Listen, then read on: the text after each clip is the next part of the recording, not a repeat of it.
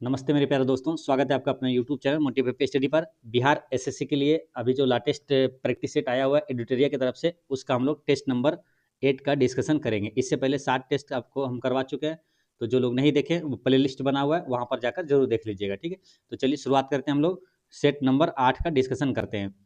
चलिए, पहला प्रश्न इसमें क्या दिया हुआ है कि भारतीय बीज प्रौद्योगिकी के जनक के रूप में किसे जाना जाता है। तो भारतीय बीज प्रौद्योगिकी का जनक जाना जाता है किसे, तो बद्री नारायण रामूलाल बरवाले को जाना जाता है ना। बद्री नारायण रामूलाल बरवाले यहाँ पर करेक्ट आंसर है। ठीक है, क्वेश्चन कहाँ से आया कि भारतीय बीज प्रौद्योगिकी के जनक, तो बद्री नारायण रामूलाल बरवाले हो गया।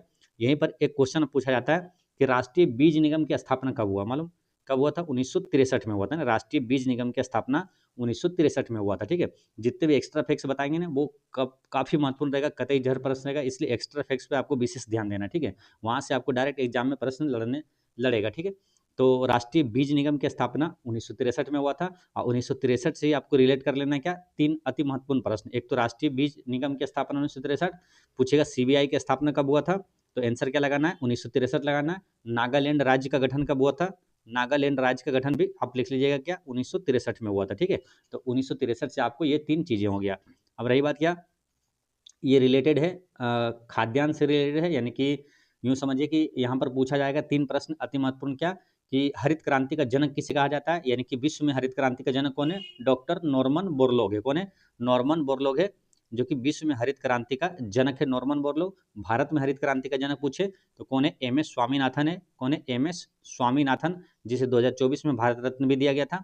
और श्वेत क्रांति का जनक पूछा जाता है तो बर्गिज कुरियन होता है। कौन, बर्गिज कुरियन। ठीक है, श्वेत क्रांति का जनक बर्गिज कुरियन हो गया। ठीक है, तो विश्व में हरित क्रांति का जनक नॉर्मन बोरलॉग, भारत में हरित क्रांति का जनक स्वामीनाथन, और विश्व में हरित क्रांति का जनक कौन हो गया, बर्गिज कुरियन। ठीक है, तो ये सब आपको याद रखना है। ठीक है, चलिए नेक्स्ट क्वेश्चन है आपका, क्वेश्चन नंबर 2। राष्ट्रीय जलवायु परिवर्तन अनुकूलन विधि निधि की स्थापना की गई थी, ये कब किया गया था, तो ये 2015 में किया गया था। कब, 2015, यहाँ पर करेक्ट आंसर है। जो कि पेरिस समझौता हुआ था ना, राष्ट्रीय जलवायु पेरिस सम्मेलन हुआ था, ये 2015 में हुआ था। ठीक है, उसी समय की बात है 2015 का। ठीक है, और 2015 से आपको क्या क्या याद रखना है, तो मोस्ट इंपोर्टेंट एक है बेटी बचाओ बेटी पढ़ाओ योजना। कब शुरू हुआ था, तो 22 जनवरी 2015 को ही शुरू हुआ था। ठीक है, नीति आयोग की स्थापना कब हुआ था, तो नीति आयोग की स्थापना 1 जनवरी 2015 को ही हुआ था। ठीक है, तो ईस्वी वाला जब भी प्रश्न आए तो आप कोशिश करिए कि उस ईस्वी में और भी जो महत्वपूर्ण घटनाएं हैं जो कि एग्जाम में पूछा जाता है, वो सभी चीज़ें एक साथ रिलेट करिए आप, तो क्या होगा, कन्फ्यूजन भी नहीं होगा, और भी अधिक से अधिक जो महत्वपूर्ण चीज़ें याद भी हो जाएगा। ठीक है, जैसे 2015 आया तो पेरिस समझौता 2015 में हुआ था, है ना। बेटी बचाओ बेटी पढ़ाओ योजना ये 2015 में शुरू हुआ था। नीति आयोग की स्थापना 2015 में हुआ था। ठीक है, चलिए नेक्स्ट क्वेश्चन क्या है, मिल्पा लदांग और रोक्का और मिसोल क्रमशः किन देशों में झूम कृषि खेती का नाम है। तो मिल्पा कहाँ पर है मालूम, मिल्पा बोला जाता है मेक्सिको में, है ना। मेक्सिको में झूम की खेती को मिल्पा कहा जाता है। ठीक है, तो मेक्सिको जैसे हुआ, यानी कि आंसर यहाँ पर आपका ऑप्शन नंबर ए आ जाएगा। ठीक है, बाकी तो कोई है नहीं, पहले मेक्सिको है ना, मिल्पा है, मेक्सिको में कहा जाता है। तो मो से रिलेट करना है यहाँ पर। मेक्सिको, मेक्सिको मिल्पा, मिल्पा कहाँ पर है, मेक्सिको में। लदांग कहाँ का है, मलेशिया में है। लदांग जो है ये मलेशिया में है, और रोक्का जो है ब्राजील में है, और मिसोल ये कहाँ पर है, जायरे में। ठीक है, अब देखिए सब तो एक ही जैसा नाम है, इसलिए इसको याद करना पड़ेगा। ठीक है, तो इसमें क्या है, मिल्पा मेक्सिको, और लदांग, लदांग का मलेशिया में, और रोक्का ब्राजील, और मिसोल जो ये कहाँ, जायरे में कहा जाता है। ठीक है, तो ये यहाँ पर answer option A correct answer हो गया। इसी तरह आपको बिहार के एग्जामों में जो पूछा जाता है, तो बहुत ध्यान रखना, आपको पूछेगा कि झारखंड में स्थानांतरित कृषि को या तो झूम की खेती को क्या कहा जाता है, तो झारखंड में कहा जाता है कुरुबा। ठीक है, बार बार पूछा जाता है, ध्यान रखना है। झारखंड में इसे क्या कहा जाता है, कुरुबा कहा जाता है। मध्य प्रदेश में इसे क्या बोलते हैं, तो बेबर या तो दहिया कहा जाता है, बेबर या तो दहिया कहा जाता है झूम की खेती को। ठीक है, चलिए यहाँ पर आगे देखते हैं नेक्स्ट क्वेश्चन कि अघिल दर्रा किस राज्य या तो केंद्र शासित प्रदेश में अवस्थित है। तो अघिल दर्रा ये कहाँ पर है, तो ये मिलेगा लद्दाख में। अघिल लद्दाख, अखिल अघिल दर्रा जो है कहाँ पर है, लद्दाख में। ठीक है, यहीं पर दर्रा से भी क्वेश्चन आपके एग्जाम में आता है, तो यहाँ पर ध्यान रखना उत्तराखंड में कौन कौन सा दर्रा है, तो यहाँ पर है क्या, उत्तराखंड में है नीति दर्रा। कौन सा है, नीति दर्रा। एक है माना दर्रा, और एक है लिपुलेख दर्रा। क्या है, लिपुलेख। ठीक है, इसको ऐसे याद रखना है, नीति माना लिपुलेख, है ना, नीति माना लिपुलेख दर्रा, ये कहाँ पर है, उत्तराखंड में। ठीक है, तो इस तरह से याद करना है, उत्तराखंड में कौन सा दर्रा है, नीति माना लिपुलेख, नीति माना लिपुलेख है। नीति दर्रा, माना दर्रा और लिपुलेख दर्रा, ये कहाँ पर है, तो उत्तराखंड में, ठीक है। तो ऐसे याद रख लेना है। रही बात की अरुणाचल प्रदेश में जो दर्रा है मुख्य जो पूछा जाता है, तो एक है बोमडीला, बोमडीला दर्रा है, जिसको बुमला दर्रा भी कहा जाता है। क्या, बुमला दर्रा भी कहा जाता है इसको, ठीक है। और एक है दीफू दर्रा, जो कहाँ पर है, अरुणाचल प्रदेश में, दीफू दर्रा। और एक है कौन सा, तो यांगयाप दर्रा, है ना, ये पूछा जाता है आपके एग्जाम में। यांगयाप दर्रा वही है जो मोस्ट इंपोर्टेंट है, जो कि ब्रह्मपुत्र नदी भारत में किस दर्रे से होकर प्रवेश करती है पूछे, तो यांगयाप दर्रा होकर ही प्रवेश करती है अरुणाचल प्रदेश में, ठीक है। तो ये बुमला दर्रा हो गया, बुमला दर्रा, दीफू दर्रा और यांगयाप दर्रा। तो इसको ऐसे याद रखना है, अरुणा अरुणा ने बो दिया, है ना, अरुणा ने बीज बो दिया, तो बीज को साइलेंट रखना है। तो अरुणा ने, तो याद रहेगा अरुणाचल प्रदेश में क्या है, बो दिया, यानी कि बुमला, दिया से हो जाएगा क्या, दीफू दर्रा और यांगयाप दर्रा, ठीक है। अरुणा ने बीज बो दिया, तो बीज को साइलेंट रखना है, तो ये आपको याद रहेगा, तीनों दर्रा मोस्ट इंपोर्टेंट, ठीक है। बुमला दर्रा, दीफू दर्रा और यांगयाप दर्रा, ठीक है। फिर यहाँ पर बात करेंगे अब कौन सा दर्रा, यहाँ पर हिमाचल प्रदेश में जो दर्रा है, तो कौन कौन सा है, एक है सिपकिला दर्रा, जो कि एग्जाम में पूछा जाता है, वही हम बता रहे हैं, ठीक है। सिपकिला दर्रा है, फिर एक क्या, रोहतांग दर्रा, रोहतांग दर्रा है, और एक है बारालाचा दर्रा। कौन सा है, बारालाचा दर्रा। इसको याद रखना कैसे, ये तीनों कहाँ पर है, तो ये हिमाचल प्रदेश में। याद रखना कैसे, एक शब्द याद रखना आपको, शराब, शराब से क्या याद रहेगा आपको, सिपकिला, रोहतांग और बारालाचा, सिपकिला, रोहतांग और बारालाचा दर्रा, ये कहाँ पर है, हिमाचल प्रदेश में, ठीक है। तो शराब कहाँ पर है, हिमाचल प्रदेश में, ठीक है। इस तरह से याद कर लेना है। चलिए नेक्स्ट क्वेश्चन क्या है कि 1985 से 90 ईस्वी के बीच कौन सी पंचवर्षीय योजना लागू हुई थी। तो इसको देख लीजिए, पूरा चार्ट याद रखिए ना आसानी से, क्योंकि पंचवर्षीय योजना से हर एग्जाम में प्रश्न पूछा जाता है। देखिए पंचवर्षीय योजना की शुरुआत कब हुई थी, 1951 में हुआ था, ठीक है। तो पहली पंचवर्षीय योजना 1951 से 56 तक था, दूसरी पंचवर्षीय योजना 1956 से 61 तक था, तीसरी पंचवर्षीय योजना 1961 से, कब, 1961 से 66 तक था, ठीक है। ये देखिए लगातार चलते आ रहे हैं ना, 1951, 56, 56 से 61, 61 से 66। तो फिर यहाँ पर 66 से लगातार नहीं हुआ था, यहाँ पर क्या हुआ था, योजना अवकाश हो गया था ना। तो योजना अवकाश कब हुआ था, 1966 से 1969 तक जो है योजना अवकाश हो गया था। तो इसी योजना अवकाश की अवधि पूछा जाता है, तो 1966 से 69 होगा योजना अवकाश की अवधि, ठीक है। अब फिर इसके आगे 1969 से फिर स्टार्ट हुआ था चौथी पंचवर्षीय, है ना। तो 1969 से 74 हुआ था चौथी पंचवर्षीय योजना। और फिर 74 से होना चाहिए क्या, 5 वर्ष का होना चाहिए, 1974 से 1974 से 79, लेकिन क्या एक वर्ष पहले समाप्त हो गया था, है ना। तो 1974 से 1978 तक चला था ये पांचवी पंचवर्षीय योजना। फिर यहाँ पर 2 वर्ष का क्या हुआ, गैप हुआ था, 1978 के बाद नहीं हुआ था मालूम, तो फिर 2 वर्ष का गैप हुआ था। तो कई बार पूछा जाता है किन 2 पंचवर्षीय योजना के बीच में गैप हुआ था, तो आपका ऑप्शन में अगर रहेगा पांचवी और छठी, तो ध्यान रखना है। यहाँ पर क्या पांचवी 1974 से 78 हुआ था, और 2 वर्ष का गैप हो गया था। फिर छठी पंचवर्षीय योजना हुआ था आपका 1980 से 85 तक हुआ था, छठी, ठीक है। अब सातवीं पंचवर्षीय योजना का कार्यकाल क्या है, तो 1985 से 90 है, ठीक है। तो यही आपसे पूछा था क्या, 1985 से 90, तो कौन सा हो जाएगा, सातवीं पंचवर्षीय योजना, है ना। सातवीं पंचवर्षीय योजना आपका करेक्ट आंसर हो जाएगा, जो ऑप्शन बी में दिया हुआ, ठीक है। तो ये सब चीजें याद रखना है। अच्छा, यहाँ से और भी प्रश्न जो इंपॉर्टेंट है, क्या क्या याद रखना है, देखिए पहली पंचवर्षीय योजना का मुख्य उद्देश्य और किस मॉडल पर आधारित था, ये प्रश्न बार बार एग्जाम में रिपीट होते रहता है, ठीक है। तो पहली पंचवर्षीय योजना का मुख्य उद्देश्य क्या था, कृषि का विकास। पहली पंचवर्षीय योजना का मुख्य उद्देश्य कृषि का विकास। आप चाहें तो नोट भी कर सकते हैं, हर एग्जाम में काम आने वाला चीज़ है ये, है ना। चाहे बिहार का एग्जाम कोई भी दीजिए, बिहार पुलिस, बिहार दरोगा, चाहे बिहार एसएससी, ठीक है, कोई भी एग्जाम दीजिए, यहाँ से प्रश्न आता है, या तो एसएससी का दीजिए या तो रेलवे का दीजिए, है ना, सेंट्रल लेवल वाला, सब में यहाँ से प्रश्न पूछा जाता है। इसलिए आप इसको नोट करके इसको याद रखना चाहिए ना, जब तक मेरिट लिस्ट में नाम ना आ जाए। ये सारे एक्स्ट्रा फैक्ट्स जो भी बता रहे हैं, एक एक पॉइंट आपको याद रखना चाहिए। तो पहली पंचयोजना का मुख्य उद्देश्य क्या था, कृषि का विकास। दूसरी पंचयोजना का मुख्य उद्देश्य क्या था, औद्योगिक विकास। तीसरी पंचयोजना का मुख्य उद्देश्य क्या था, तो वो था स्वतंत्र अर्थव्यवस्था, ठीक है, याद हो गया। पहली पंचयोजना कृषि, दूसरा औद्योगिक विकास, तीसरा स्वतंत्र अर्थव्यवस्था। पहली पंचयोजना किस मॉडल पर आधारित था, तो पहली पंचयोजना किस पर, तो हेरोडोमर मॉडल पर आधारित था। दूसरी पंचयोजना किस मॉडल पर, तो ये था पीसी महालनोबिस मॉडल पर आधारित था, ठीक है। ये चीजें याद हो गया सारे। अब यहाँ पर आगे देखना क्या, योजना अवकाश की अवधि पूछेगा, तो 1966 से 69 होगा आंसर, ठीक है। फिर पूछा जाता है कि गरीबी हटाओ का नारा किस पंचवर्षीय योजना में दिया गया था, तो ये दिया था पांचवी पंचवर्षीय योजना में, गरीबी हटाओ का नारा दिया गया था पांचवी पंचवर्षीय योजना में, ठीक है। ये याद रखना। मानव विकास लक्ष्य किस पंचवर्षीय योजना का था, तो आठवीं पंचवर्षीय योजना का था मानव विकास लक्ष्य, ठीक है। यहीं पर अगर छठी पंचवर्षीय योजना में याद रखना आपको, तो नाबार्ड की स्थापना कब हुआ था, यहीं पर 1982 में नाबार्ड की स्थापना हुआ था। कब, 1982 में, जो कि छठी पंचवर्षीय योजना के अंतर्गत आता है ना, क्योंकि छठी पंचवर्षीय योजना का कार्यकाल कब से कब तक है, 80 से 85 है। तो 1982 में यहीं पर नाबार्ड की स्थापना हुआ था और एक बैंक था एक्जिम बैंक, है ना, जो कि एक्सपोर्ट और इम्पोर्ट बैंक है। एक्जिम बैंक की स्थापना भी 1982 में हुआ था। ये छठी पंचवर्षीय योजना के दौरान ही हुआ था। ठीक है, ये सब याद रखना है। और यहीं पर क्या, दूसरी पंचवर्षीय योजना जो है 1956 से 61, है ना।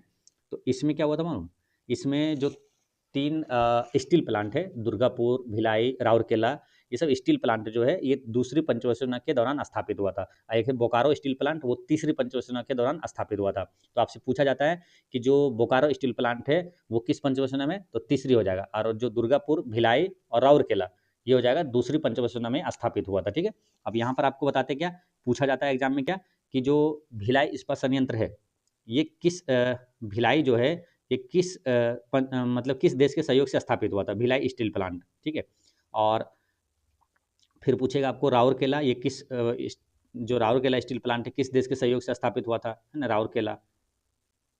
और एक से कौन सा, दुर्गापुर, है ना, दुर्गापुर स्टील प्लांट जो है ये किस पंचवर्षीय मतलब किस देश के सहयोग से स्थापित हुआ था। तो इसको देखिए याद कैसे करना मालूम, जैसे भिलाई जो है ये किसके, रूस के सहयोग से स्थापित हुआ था। ठीक है, अब यहीं पर याद रखना आपको क्या, बोकारो का भी। ठीक है, तो बोकारो का भी है रूस के सहयोग से ही स्थापित हुआ था। ठीक है, तो इसको याद कैसे रखना है, तो इसको बोलना क्या, भीरू और बीरू, है ना, भीरू बीरू से याद रहेगा, भीरू और बीरू, भीरू से क्या हो जाएगा भिलाई रूस के, बीरू से भी बोकारो रूस के सहयोग से स्थापित हुआ था। ठीक है, राउरकेला किसके, तो ये जर्मनी के सहयोग से स्थापित हुआ था। ठीक है, इसको याद कैसे रखना है, राज, है ना, राज यानी कि राउरकेला जर्मनी के सहयोग से स्थापित हुआ था। दुर्गापुर किसके, तो ये ब्रिटेन के सहयोग से स्थापित हुआ था ना, ब्रिटेन के सहयोग से।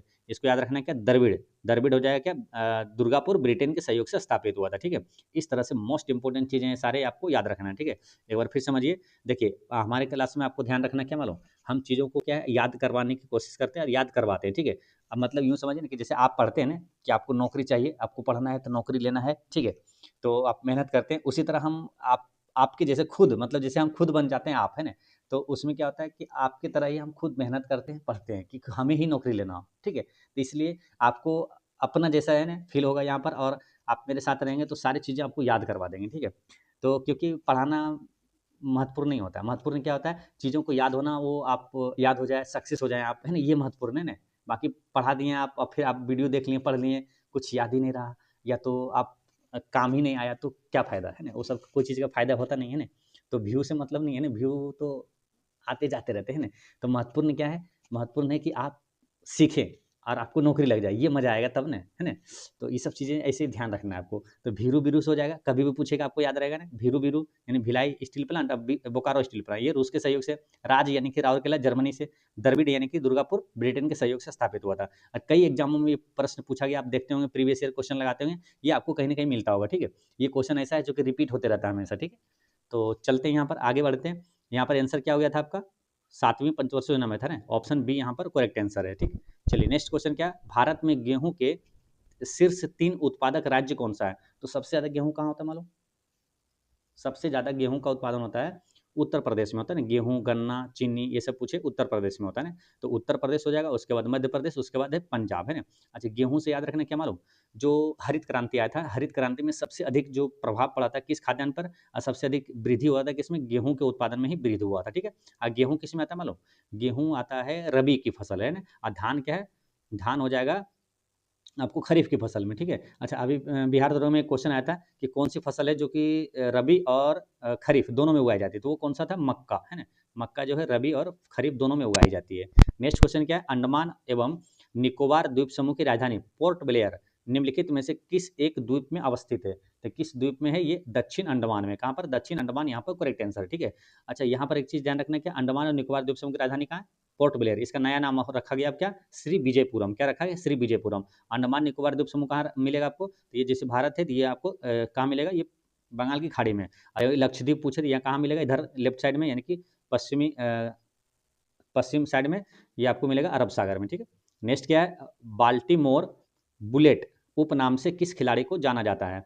तो बाल्टीमोर बुलेट, ये किसको जानते हैं मतलब, ये तैराक है, खिलाड़ी है माइकल फेल्प्स, है ना, ये तैराक से संबंधित है, तो ये माइकल फेल्प्स को जाना जाता है। ठीक है, अच्छा यहाँ पर क्या है, आप जब रेगुलर क्लास में बने रहते हैं तो क्या कई चीज़ें आपको मिलता है। ठीक है, जैसे क्या कुछ चीज़ें इसमें छूटी जाए तो क्या उसमें बता दिए हैं ना। जैसे इसमें कि अंडमान निकोबार द्वीप समूह में और भी चीज़ें आपको ध्यान रखना था क्या, एकमात्र भारत में जो सक्रिय ज्वालामुखी है कौन सा है, तो बैरन ज्वालामुखी कहाँ मिलेगा, अंडमान निकोबार द्वीप समूह ही मिलेगा, याद रखना है, ठीक है। बैरन और नरकोंडम दो ज्वालामुखी है, लेकिन नरकोंडम क्या है, तो सुसुप्त ज्वालामुखी है, जबकि बैरन जो ज्वालामुखी है ये क्या है, आपको सक्रिय ज्वालामुखी एकमात्र जो कि अंडमान निकोबार द्वीप समूह में, ठीक है।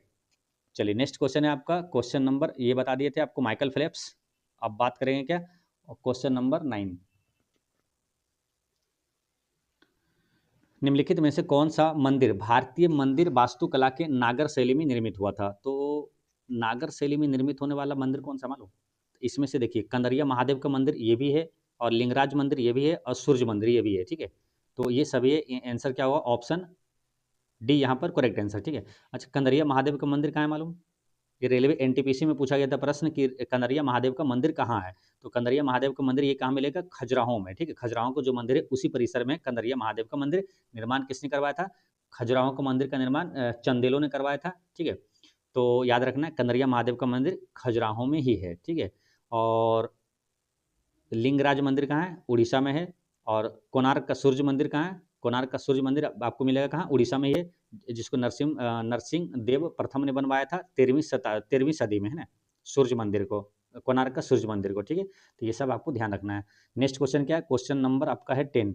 इसमें क्या सूची 1 को सूची 2 से मिलाना है। इसमें क्या बोला, भारत के जलप्रपात और अवस्थिति, तो आंसर क्या होगा इसका, तो जलप्रपात और अवस्थिति कहाँ पर है, जैसे कि दूध सागर जलप्रपात ये कहाँ मिलेगा, दूध सागर जलप्रपात ये है गोवा में, कहाँ है, गोवा में, ठीक है। एक का क्या हुआ 4, एक का 4 जैसे हुआ, ये वाला आंसर नहीं होगा, ये वाला आंसर नहीं होगा, ठीक है। एक का 4 हो गया। फिर क्या है बरकाना, ये कहाँ पर है, तो ये कर्नाटक में है, ठीक है। बरकाना कर्नाटक में। देखिए हर एग्जाम में जब इस टाइप के प्रश्न पूछा जाता है ना, कूट वाला हो चाहे मिलान करने वाला हो, तो वहाँ पर एक थोड़ा सा हिंट देता है, ठीक है। जो कि जो पढ़े लिखे लड़के हैं, जो जान जाता है कि पढ़े लिखा है, वो आसानी से आंसर तुरंत निकाल के आगे बढ़ जाता है, ठीक है। तो इसलिए वो उसी टाइप का क्वेश्चन सेट करता है। अब भी जो अभी हाल लाटेस्ट अभी बिहार दरोगा का एग्जाम हुआ है, ठीक है, उसमें आप देख सकते हैं जो कि जनवरी 2026 में एग्जाम हुआ, उसमें आप देखिएगा कई प्रश्न ऐसे हैं कि डायरेक्ट एक मिलाएं आपका आंसर आ गया, ठीक है। इसलिए ये चीज़ें आपको ध्यान रखना है। इसलिए कुछ चीज़ें आप रट जाते हैं तो आपको फायदा करता है, बाकी नहीं भी जानते घबराने की जरूरत ही नहीं है, आंसर आप छांट के ऑप्शन निकाल सकते हैं, ठीक है। अब जैसे बरकाना ये कहाँ पर है, कर्नाटक में, बी का क्या हुआ एक, अब बी का एक देखिए कहाँ पर है, एक ही ऑप्शन में दिया हुआ है, ऑप्शन ए के यहाँ पर है ना, आंसर क्या हुआ ऑप्शन ए यहाँ पर सही आ गया, ठीक है। अच्छा इसको याद भी रखना आसान है, तो बरकाना कर्नाटक बताए थे ना, काना कर्नाटक, काना यहाँ पर कर्नाटक आसानी से याद रहेगा ना। जैसे कि विधान परिषद में याद करवाए थे कि महा आंध्रा बहरा काना उत्तर तेलंगाना, ये 6 राज्य में क्या विधान परिषद है। तो वहाँ से महाराष्ट्र, महा आंध्र प्रदेश, बहरा बिहार हो जाएगा, काना कर्नाटक, तो काना से रिलेट करना कर्नाटक, ठीक है। तो बरकाना कहाँ पर है, कर्नाटक। तो एक चीज़ जानते हैं, मान के चलिए वो दूध सागर आप नहीं भी जानते हैं, तो आगे बढ़ेंगे, ठीक है। एक अगर मिला के देखें तो किसी ऑप्शन कुछ तो जानते हैं, तो बरकाना के बारे में जानते हैं, बरकाना कर्नाटक, ठीक है। बरकाना कर्नाटक हुआ बी का एक, अब बी का एक देखिए कहाँ पर है, एक ही ऑप्शन में दिया हुआ है ना, आंसर आ गया। बाकी चीज़ नहीं भी जानते कोई दिक्कत नहीं है, ठीक है। आपको जानकारी के लिए हालांकि यहाँ पर मिला देते हैं, दूध सागर क्या हो जाएगा, गोवा हो जाएगा। और खंडाधार ये कहाँ हो जाएगा, खंडाधार ये मिलेगा आपको उड़ीसा में, ठीक है। और पलानी कहाँ है, तो ये है हिमाचल प्रदेश में, पलानी हिमाचल प्रदेश में, ठीक है। तो इस तरह से आपको ध्यान रखना है, याद रख लेना है। तो एक तो यहाँ पर अच्छे से याद हो गया, कभी नहीं भूल पाएंगे आप, बरकाना कर्नाटक, काना कर्नाटक, ठीक है। नेक्स्ट क्या है, निम्नलिखित में से कौन सा कथन सुभाष चंद्र बोस द्वारा उद्धृत किया गया था, यानी सुभाष चंद्र बोस का कथन इसमें कौन सा है, तो यही है कि तुम मुझे खून दो मैं तुम्हें आज़ादी दूंगा, ये किसका है, तो सुभाष चंद्र बोस का जी का कथन है, ठीक है। सुभाष चंद्र बोस का जन्म कब हुआ था मालूम, तो 23 जनवरी 1897 में हुआ था ना, 23 जनवरी 1897 में इनका जन्म हुआ था। कहाँ हुआ था, उड़ीसा के कटक में हुआ था, ठीक है। और 23 जनवरी यहाँ से क्या हुआ, महत्वपूर्ण बन गया। एक प्रश्न पूछा जाएगा तो 23 जनवरी को क्या मनाया जाता है, तो 23 जनवरी को मनाया जाता है पराक्रम दिवस, है ना। पराक्रम दिवस कब मनाया जाता है, तो 23 जनवरी को मनाया जाता है, ठीक है। तो इन्हीं के जन्म दिवस पर मनाया जाता है पराक्रम दिवस। और इनसे याद रखना है क्या, द इंडियन स्ट्रगल पुस्तक के लेखक कौन है, तो ये सुभाष चंद्र बोस ही है ना, द इंडियन स्ट्रगल पुस्तक के लेखक सुभाष चंद्र बोस ही है। और यही क्या है, सुभाष चंद्र बोस ही कब भारतीय राष्ट्रीय कांग्रेस के अध्यक्ष कब बने थे, तो बने थे एक बार 1938 में, और एक 1900 कब बने थे, 39 में ना, 39 में। और 1938 का है हरिपुरा अधिवेशन, और 1939 का कौन सा है, तो त्रिपुरी अधिवेशन, ठीक है। ये दोनों में ये कांग्रेस के अध्यक्ष बने थे। और यहीं पर क्या हुआ, त्रिपुरी अधिवेशन में क्या हुआ, ये किसको, तो पट्टाभी सीतारमैया को हराया था। तो इसलिए वो गांधी जी के समर्थक थे। तो ये क्वेश्चन पूछा जाता है कि जब कांग्रेस के अध्यक्ष जब सुभाष चंद्र बोस जो बने, किसे हराकर बने थे?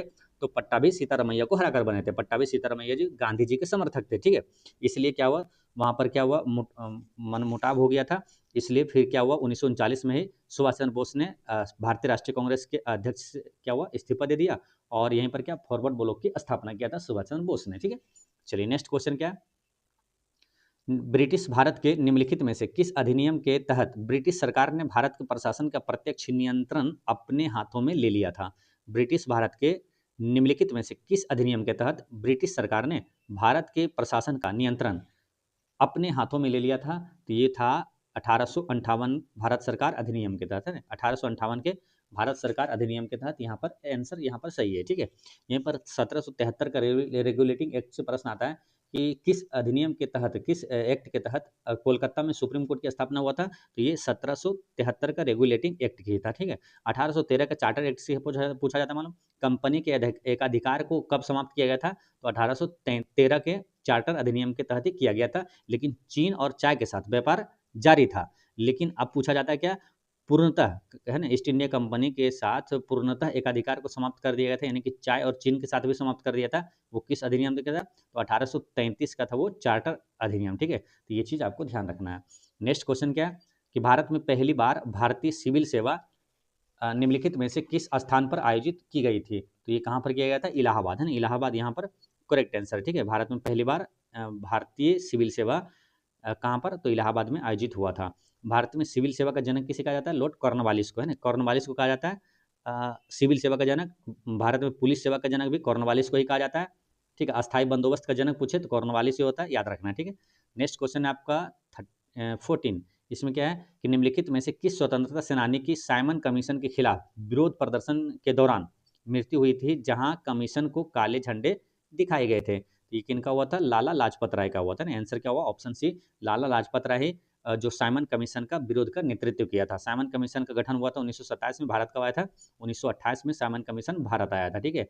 और इनका विरोध का नेतृत्व जो है लाला लाजपत राय ने किया था। और विरोध की वजह से फिर क्या, पुलिसों ने इनको क्या लाठी डंडे से पीटा गया और इनकी क्या हुआ, मृत्यु हो गई थी। तो इनकी मृत्यु हो गई थी, तो वहीं से एक पुस्तक का नाम याद रखना, मोस्ट इंपोर्टेंट इनका है कि अनहैप्पी इंडिया, है ना। अनहैप्पी इंडिया पुस्तक के लेखक कौन है मालूम? अनहैप्पी इंडिया के लेखक हो जाएगा, यही हैं लाला लाजपत राय, ठीक है। याद कैसे रखना हमेशा के लिए, तो देखिए जब इनको पीटा गया था तो इनकी मृत्यु हो गई थी, तो अनहैप्पी इंडिया हो गया था। क्या हुआ था? अनहैप्पी इंडिया हो गया था, पूरा दुखी भारत हो गया था। तो वहीं सिलेक्ट करना है, अनहैप्पी इंडिया क्या हो जाएगा? लाला लाजपत राय हो जाएगा आंसर, ठीक है। तो ऐसे याद रखना। अच्छा, एक क्वेश्चन ये भी आता है कि साइमन कमीशन का विरोध क्यों किया गया था? क्योंकि इसमें किसी भी भारतीय को शामिल नहीं किया गया था। नेक्स्ट क्वेश्चन क्या है, निम्नलिखित में से कौन 1885 में भारतीय राष्ट्रीय कांग्रेस के संस्थापकों में से एक था? तो 1885 में भारतीय राष्ट्रीय कांग्रेस के संस्थापक कौन था? इसकी स्थापना किया था ए ओ ह्यूम ने किया था ना, यानी कि Allan Octavian Hume. Option A यहाँ पर सही है, ठीक है। भारतीय राष्ट्रीय कांग्रेस काफी महत्वपूर्ण चैप्टर होता है, यहाँ से प्रश्न आता ही आता है, ठीक है। तो कई बार आपको हम बताएं, यहाँ पर फिर बताते हैं, क्योंकि कई दिनों से आपको बिहार एसएससी का टेस्ट नहीं चला, सेट नहीं चला रहे थे, आपको एक बार फिर फास्ट रिवीजन यहाँ पर करवाते हैं। देखिए, भारतीय राष्ट्रीय कांग्रेस की स्थापना कब हुआ था? 1885 में हुआ था। 1885 में उस समय वायसराय कौन था? तो डफरिन था, है ना। डफरिन का कार्यकाल कब से कब तक? 1884 से 88 तक था डफरिन का कार्यकाल। और इसी समय जो कि भारतीय राष्ट्रीय कांग्रेस की स्थापना एओ ह्यूम ने किया था। और इसका पहला अध्यक्ष कौन था? डब्ल्यू सी बनर्जी था। कौन? डब्ल्यू सी बनर्जी है भारतीय राष्ट्रीय कांग्रेस का पहला अध्यक्ष था, ठीक है। ये याद रखना आपको। और पहला जो इसका अधिवेशन हुआ था कब? 1885 में हुआ था, ठीक है। कहाँ हुआ था? मुंबई में, है ना, मुंबई में हुआ था। और इसके अध्यक्ष कौन थे? डब्ल्यू सी बनर्जी, ठीक है। तीन तीन लगातार है, जो कि सब चीज़ याद रखना है। फिर 1886 की बात करेंगे तो ये दादा भाई नेहरू जी था, है ना। और ये अधिवेशन कौन सा था मालूम? कहाँ पर था ये?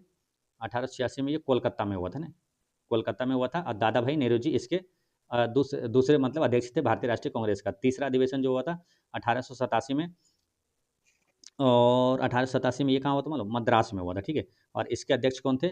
इसके अध्यक्ष थे बदरुद्दीन तैयब जी थे, है ना। कौन थे? बदरुद्दीन तैयब जी, ठीक है। अब बदरुद्दीन तैयब जी से एक क्वेश्चन आएगा कि जो भारतीय राष्ट्रीय कांग्रेस का पहला मुस्लिम अध्यक्ष कौन था? ये था बदरुद्दीन तैयब जी थे, ठीक है। ये याद रखना है। इसके बाद फिर आए थे जॉर्ज यूलो, जो कि भारतीय राष्ट्रीय कांग्रेस के पहले अंग्रेज अध्यक्ष थे, ठीक है। ये सब मोस्ट इंपोर्टेंट याद रखना है। देखिए ये तीनों चीज पूछा जाता है। पहला अधिवेशन कब हुआ था? 1885। कहाँ हुआ था पहला अधिवेशन? मुंबई में। उसके पहला अधिवेशन का अध्यक्ष कौन था? W C Banerjee. फिर उसी तरह ये भी याद रखना है, दूसरा अधिवेशन कब हुआ था? तो 1886 में। और कहाँ पर हुआ था दूसरा अधिवेशन? कोलकाता। दूसरा अधिवेशन का अध्यक्ष कौन थे? दादा, है ना, दूसरा दादा भाई नेहरू, है ना। और तीसरा हुआ था मद्रास में, बदरुद्दीन तैयब जी, ठीक है। इस तरह से याद रखना है। चलिए, भारतीय राष्ट्रीय कांग्रेस के पहली महिला अध्यक्ष, आंसर क्या होगा? भारतीय राष्ट्रीय कांग्रेस की पहली महिला अध्यक्ष कौन थे? एनी बेसेंट, है ना। कौन है? एनी बेसेंट है, यहाँ पर याद रखना है, ठीक है। और यहीं पर पूछे क्या कि भारतीय राष्ट्रीय कांग्रेस के पहली भारतीय महिला अध्यक्ष अगर पूछे तो वो कौन होगा? सरोजिनी नायडू होगा, है ना, सरोजिनी नायडू होगा, याद रखना है, ठीक है।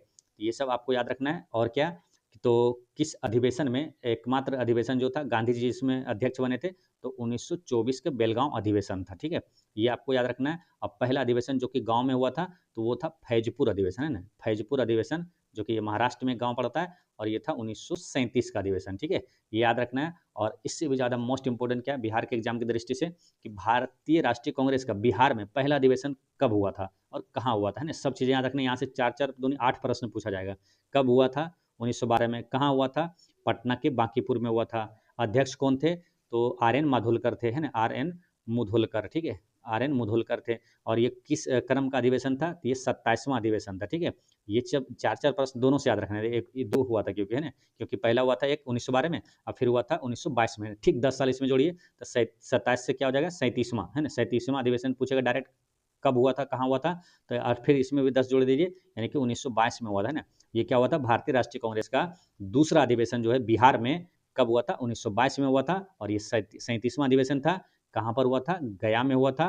और इसके अध्यक्ष कौन थे? चित्रनंद दास थे। कौन थे? चित्रनंद दास, ठीक है। इसको याद कैसे रखना है? देखिए 10-10 तो जोड़ दिए इसमें, दोनों में आसानी से याद रहेगा। और 1922 का अध्यक्ष कौन था? 22 दास, है ना, 22 दास। तो 22 वाला अध्यक्ष कौन थे? चित्रनंद दास। और 12 वाले कौन थे? 1912 में जो आर एन मुधोलकर थे, ठीक है। इस तरह से आपको याद रखना है, ठीक है। ये सभी चीज़ें मोस्ट इंपॉर्टेंट है, ठीक है। चलिए नेक्स्ट क्वेश्चन में चलते हैं कि निम्नलिखित आंदोलनों को उनके संबंधित संस्थापकों के साथ सुमेलित करना है, ठीक है। उसके संस्थापक कौन थे? जैसे फराजी आंदोलन, इसके संस्थापक कौन थे? तो ये था हाजी सरियातुल्ला, है ना, एक आ चार, है ना, एक आ चार देखिए कहाँ पर है, एक ही ऑप्शन में दिया हुआ, यही आंसर हो गया। अगर फराजी आंदोलन के बारे में आपको अच्छे से याद है, आंसर क्या हुआ? आ गया। बाकी चीज़ नहीं भी जानते कोई दिक्कत नहीं, ठीक है। तो यहाँ पर क्या हुआ? फराजी आंदोलन के संस्थापक कौन था? फराजी हाजी, है ना, फराजी हाजी, है ना, फराजी हाजी सरियतुल्ला। फराजी का कौन है? हाजी सरियतुल्ला, ठीक है। तो ये आंसर आपका आ चुका है, ठीक है। फिर एक्स्ट्रा में यहाँ पढ़ लेते हैं सारी चीज़ें। मोहम्मदन लिटरेरी सोसाइटी, इसके संस्थापक हो जाएगा नवाब अब्दुल लतीफ़। और इंडियन पेट्रियोटिक एसोसिएशन के संस्थापक कौन हो जाएगा? तो ये हो जाएगा सर सैयद अहमद खान हो जाएगा। फिर क्या बहावी आंदोलन के जो संस्थापक थे? तो रायबरेली के सैयद अहमद थे, ना, रायबरेली के सैयद अहमद थे बहावी आंदोलन के संस्थापक, है ना। ऑप्शन बी यहाँ पर करेक्ट आंसर है। नेक्स्ट क्या है? मुस्लिम कृषकों का एक संगठित विरोध, मोपला विद्रोह भारत के किस वर्तमान राज्य में हुआ था? तो मोपला विद्रोह हुआ था कब? 1921 में हुआ था। कहाँ पर? केरल में हुआ था ना, केरल यहाँ पर करेक्ट आंसर है। नेक्स्ट क्वेश्चन क्या है? विशाख दत्त द्वारा रचित मुद्रा राक्षस नाटक किस भाषा में लिखा गया था? तो मुद्रा राक्षस के लेखक कौन है? विशाख दत्त, है ना। किस भाषा में लिखा गया था पूछा? तो यह संस्कृत भाषा में लिखा गया था। नेक्स्ट क्या? मत विलास प्रसन्न के रचयिता महेंद्र वर्मन प्रथम निम्नलिखित में से किस शासक राजवंश से संबंधित था? तो कि किससे था? ये पल्लव से संबंधित है, पल्लव वंश से संबंधित था। पल्लव वंश के संस्थापक कौन था मालूम? सिंह विष्णु था, याद रखना है ना, सिंह विष्णु। नेक्स्ट क्या? धर्मपाल को बिहार में भागलपुर के पास निम्नलिखित में से किस विश्वविद्यालय की स्थापना के लिए जाना जाता है? विक्रमशिला विश्वविद्यालय की स्थापना किसने किया था? तो पाल वंश के शासक था धर्मपाल। पाल वंश का संस्थापक था गोपाल, ठीक है। लेकिन ये धर्मपाल ने स्थापना किया था विक्रमशिला। यहीं पर क्या है? नालंदा विश्वविद्यालय की स्थापना किसने किया था? कुमारगुप्त प्रथम ने किया था ना, गुप्त वंश का शासक कुमारगुप्त प्रथम ने किया था। और इस दोनों विश्वविद्यालय को नष्ट किसने किया था? बख्तियार खिलजी ने किया था। हमेशा के लिए कैसे याद रहेगा? तो जो बख्तियार खिलजी, देखिए नालंदा नालंदा जब विश्वविद्यालय जाएंगे तो कहाँ पर जाते हैं? तो एक पटना से पहले एक आता है बख्तियारपुर जंक्शन, है ना। तो बख्तियारपुर जंक्शन जो है वो बख्तियार खिलजी के नाम पर ही है, इसलिए कंफ्यूजन ना होगा कभी, ध्यान रखना है। बख्तियार खिलजी ने दोनों विश्वविद्यालय को नष्ट किया था। नेक्स्ट है निम्नलिखित कथनों पर विचार करें और कौन सा कथन सही है? तो इसमें से कौन सा कथन सही है? देखिए बॉल बेयरिंग का उपयोग स्थैतिक घर्षण को रोलिंग घर्षण में परिवर्तित करने के लिए किया जाता है, ये सही है। बॉल बेयरिंग में दो गोल धातुओं के छल्ले मध्य छोटी छोटी बॉल होती है, ये भी सही है। यानी कि दोनों सही है। ऑप्शन सी यहाँ पर करेक्ट आंसर है। नेक्स्ट क्वेश्चन आपका 22,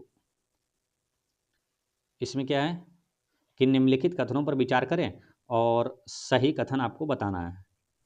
ठीक है, तो इसमें देखते हैं क्या, अल्फा किरण एक रेडियोधर्मी तत्व द्वारा उत्सर्जित धनात्मक रूप से आवेशित कण है, ये सही है। फिर क्या, अल्फा किरण भारी और अस्थिर परमाणु नाभिक के क्षय के कारण उत्पन्न होता है, ये भी सही है। अल्फा किरण पहली बार अर्नेस्ट रदरफोर्ड द्वारा खोजा गया था, ये भी सही है। यानी कि तीनों सही है, ऑप्शन यहाँ पर डी करेक्ट आंसर हो जाएगा, उपर्युक्त सभी सही है। नेक्स्ट है 23 में क्या, क्रिकेट के मैदान में खिलाड़ी गेंद पकड़ते समय अपने हाथों को पीछे की ओर खींचता है, यह खिलाड़ी को सक्षम बनाता है। तो क्या, तो ये बनाता है क्या, संवेग शून्य करने में, है ना, जिससे ताकि क्या होगा, उससे चोट नहीं लगेगा। नेक्स्ट क्या, प्रकाश के वर्ण विक्षेपण में लाल रंग का परास होता है, कितना होता है, तो 6200 एंगस्ट्रॉम से 7800 एंगस्ट्रॉम जो है ये इसका तरंग दैर्ध्य होता है ना। लाल रंग का जो होता है क्या, देखिए प्रकाश के वर्ण विक्षेपण किसे बोलते हैं, जब ऐसे है ना श्वेत प्रकाश जब है ना ग्लास प्रिज्म से होकर गुजरती है, ये 7 रंगों में विभक्त हो जाता है, इसे क्या बोलते हैं, वर्ण विक्षेपण कहा जाता है। और सबसे अधिक जो है प्रकीर्णन विक्षेपण किसका होता है, तो वो होता है बैगनी रंग का, है ना। और सबसे कम किसका होता है, लाल का होता है। और सबसे जिसका कम प्रकीर्णन होता है तो उसका क्या होता है, तरंगदैर्घ्य सबसे ज़्यादा होता है। यानी कि लाल का है तरंगदैर्घ्य सबसे ज़्यादा होता है ना, 6200 से कितना 7800 एंगस्ट्रॉम है। बैगनी क्या होगा, सबसे कम होगा। नेक्स्ट क्या है, निम्नलिखित में से कौन सा कथन सही है, तो इसमें से कौन सा पूछा सही है, तो देखिए इसमें क्या है, चालक का प्रतिरोध पदार्थ की प्रकृति पर निर्भर करता है, ये सही है ना, पदार्थ की प्रकृति पर निर्भर करता है उसका प्रतिरोध। सिलिकॉन और जर्मेनियम अचालक का उदाहरण है, ये गलत है, क्योंकि सिलिकॉन और जर्मेनियम क्या, अर्धचालक क्या है, अर्धचालक है। ठीक है, फिर क्या, चालक की लंबाई में वृद्धि होने पर उसकी प्रतिरोधकता बढ़ती है, ये बात सही है ना। यानी कि 1 और 3 सही है, आंसर क्या होगा, ऑप्शन सी यहाँ पर करेक्ट आंसर है। ठीक है, नेक्स्ट क्वेश्चन है, घर्षण द्वारा किए गए कार्य का क्षय नहीं होता है, बल्कि वह ऊर्जा के रूप में परिवर्तित होता है, ये क्या होगा, तापीय, क्या होगा, तापीय यहाँ पर करेक्ट आंसर है ना, तापीय यहाँ पर सही है। नेक्स्ट क्वेश्चन क्या है, न्यूटन के गुरुत्वाकर्षण के नियम के अनुसार दो वस्तुओं के बीच का बल डैश होता है, तो क्या आता है, उनकी बीच की दूरी का समानुपातिक होता है, या तो उनकी त्रिज्याओं के गुणज के समानुपातिक होता है, या तो बलों के गुणज के समानुपातिक, या तो उनके द्रव्यमान के गुणज के समानुपातिक होता है। तो देखिए न्यूटन के गुरुत्वाकर्षण के नियम के अनुसार दो वस्तुओं के बीच का बल, तो एक फॉर्मूला जो है, ये बल कौन सा होता है, एफ बराबर है ना, ये गुरुत्वाकर्षण नियतांक है, और क्या होता है m1 इंटू m2, अब बट्टा में क्या होता है, आर स्क्वायर होता है। तो देखिए m1 इंटू m2 क्या है, तो ये द्रव्यमान का गुणनफल है ना, उनकी द्रव्यमान के गुणज के समानुपातिक होता है ना, ये वाला सही है, ऑप्शन डी यहाँ पर करेक्ट आंसर है। ठीक है, देखिए फॉर्मूला भी आपको याद रखना है, इसका समानुपाती होता है, और उसके डिस्टेंस उसके दूरी के वर्ग के व्युत्क्रमानुपाती होता है ना।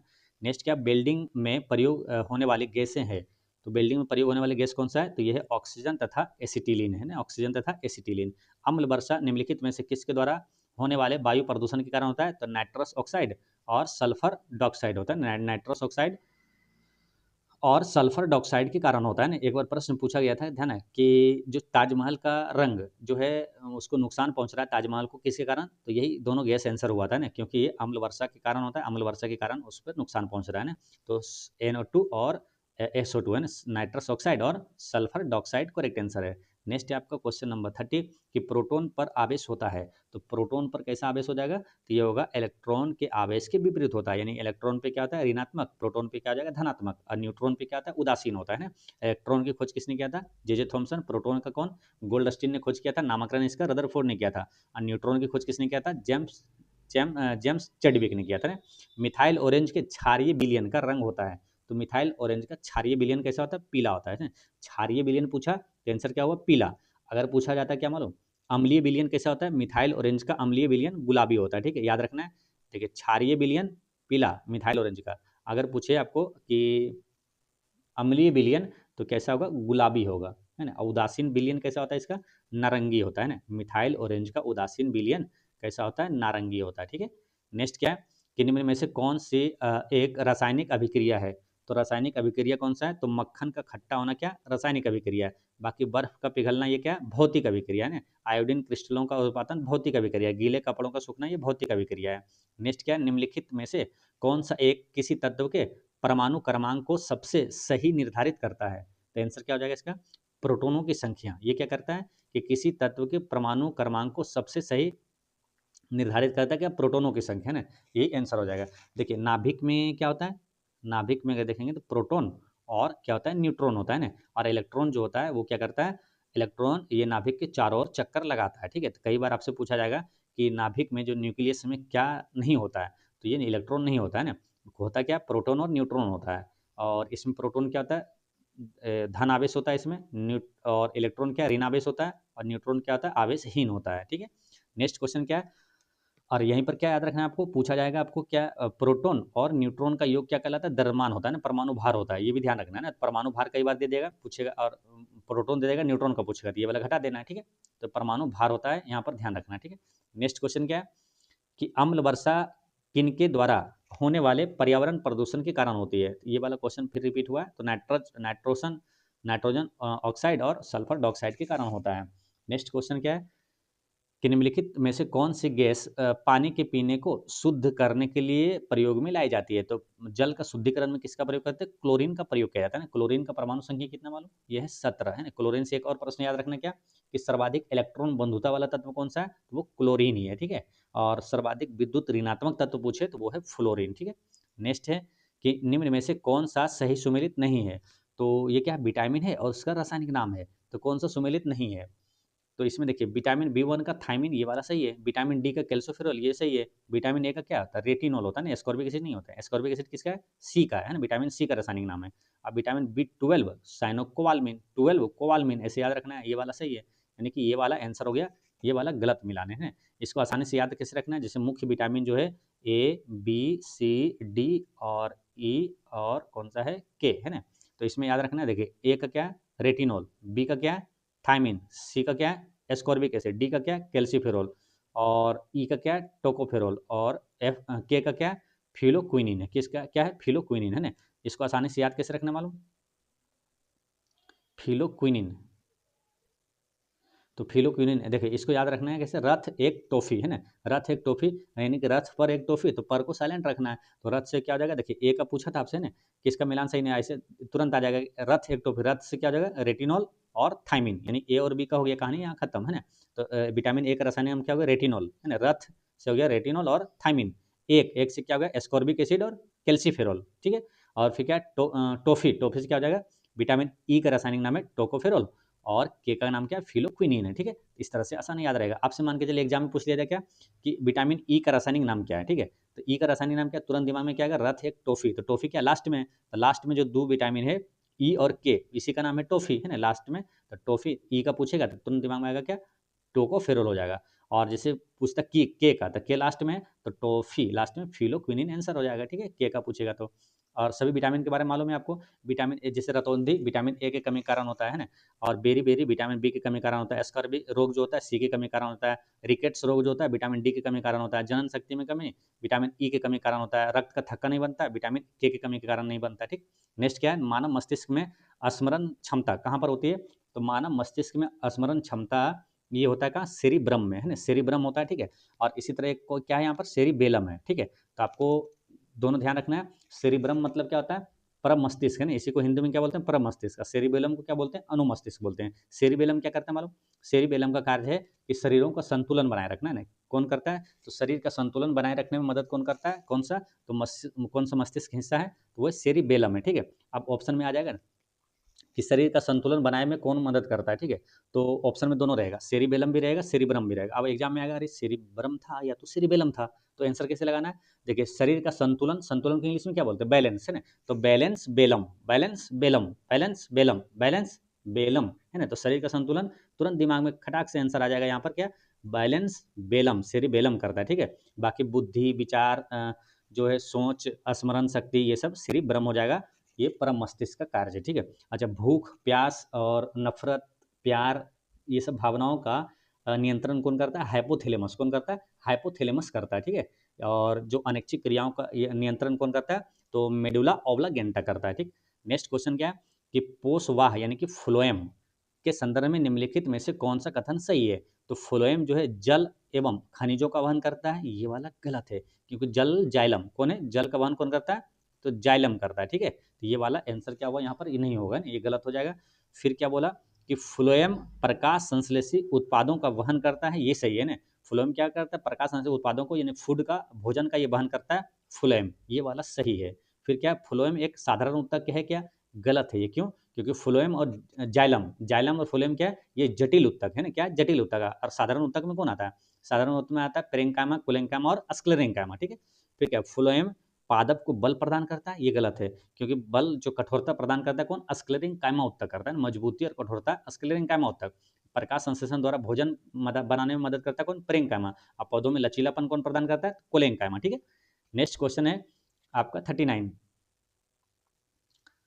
में क्या है, प्राचीन काल के जानवरों, पौधों एवं अन्य जीवों के संरक्षित अवशेषों या चिन्हों के अध्ययन का विज्ञान कहलाता है। तो इसका आंसर क्या होगा, तो इसका आंसर हो जाएगा पेलियंटोलॉजी, है ना, पेलियंटोलॉजी यहाँ पर करेक्ट आंसर है, ठीक है। अच्छा, एक चीज़ आप लोगों को क्लियर करना चाहते हैं, मालूम बिहार एसएससी का रेगुलर सेट क्यों नहीं आता मालूम, क्योंकि इसका एग्जाम डेट निश्चित नहीं रहता है, इसलिए लोग इस पर ध्यान भी नहीं देते हैं ना। मतलब लोग क्या, लापरवाह भी हो जाते हैं, कई लोग ऐसे हैं तो नहीं भी मतलब कि लापरवाह, जैसे एग्जाम डेट लापरवाह, स्टूडेंट भी लापरवाह होता है, ठीक है। तो व्यू भी इस पर कम जाता है ना, तो लोग देखना इंटरेस्ट कम रहता है, इसलिए क्या रेगुलर वीडियो इसका नहीं आता। अभी देखिए बिहार दरोगा के, बिहार एसएससी कम पहले स्टार्ट किए थे, ठीक है, लेकिन क्या है, एग्जाम डेट उसका निश्चित नहीं रहता है। उससे पहले देखिए बिहार दरोगा का एग्जाम हो गया, इसलिए बिहार दरोगा की हम तैयारी करवाने लगे, ठीक है। और उसमें अच्छा सभी लोग व्यू भी जा रहा था उसमें, इसलिए क्या होता है।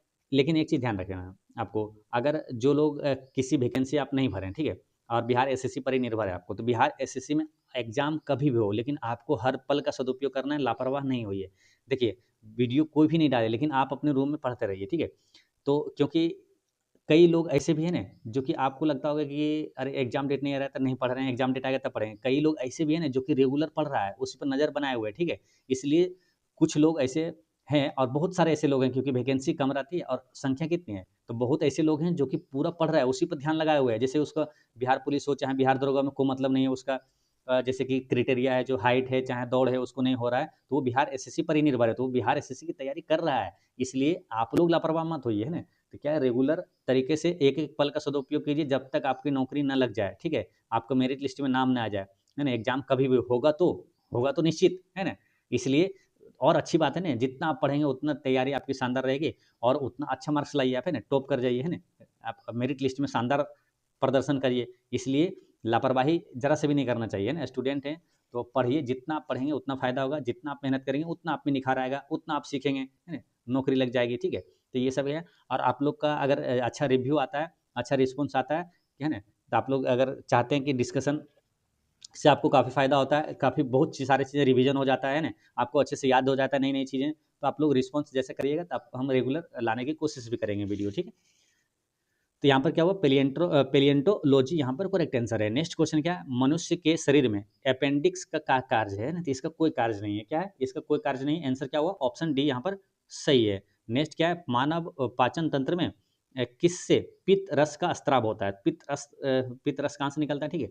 तो ये क्वेश्चन जब आता है ना, एक ऑप्शन में रहेगा पिताशय भी रहेगा ना, तो यहाँ पर कंफ्यूजन हो जाता है। पिताशय जब ऑप्शन में देता है तो, है ना, ये बिहार एसएससी जब सीजीएल का एग्जाम हुआ था, तो अभी पिछले बारी, तो उसमें पिताशय भी ऑप्शन में था, ठीक है। और कई लोग पिताशय आंसर लगा दिए थे कि पित्त का रस का स्राव, क्योंकि अच्छे से पढ़े नहीं थे, तो पिताशय लगा दिया। तो ध्यान रखना, पित्त रस का स्राव कहाँ से होता है, यकृत से होता है ना। तो पित्त रस जो है निकलता कहाँ से, यकृत से, जमा होता है पिताशय में, ठीक है। ये ध्यान रखना है, पित्त निकलता है यकृत से और जमा कहाँ होता है, पिताशय में होता है, ठीक है। यकृत काफी महत्वपूर्ण है, यहाँ से कई प्रश्न आता है, ठीक है। देखिए सबसे, मानव शरीर की सबसे बड़ी ग्रंथि कौन सा, यकृत है।